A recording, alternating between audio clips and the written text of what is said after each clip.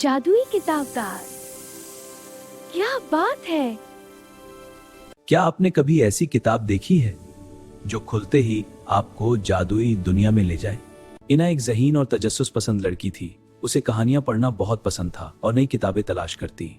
एक दिन लाइब्रेरी के एक पुराने और खामोश कोने में अना को एक बहुत पुरानी और चमकती हुई की किताब नजर आई। जैसे ही अना ने किताब खोली, अचानक कमरे में तेज रोशनी फैल गई और अगले ही लम्हे अना खुद को एक जादुई जंगल में खड़ा देख रही थी। वो जंगल हैरत अंगेज था। चमकते हुए दरख्त और अगर कुछ अत्यपूर्व मुरझाए हुए भी थे।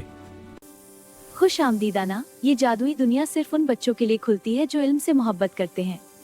परी ने उना को बताया कि एक बुरी जात पर जादू कर दिया है, इसीलिए दरख्त सूख रहे हैं और जंगल की खूबसूरती खत्म हो रही है। मैं इस जंगल को बचाने में आपकी मदद करूंगी।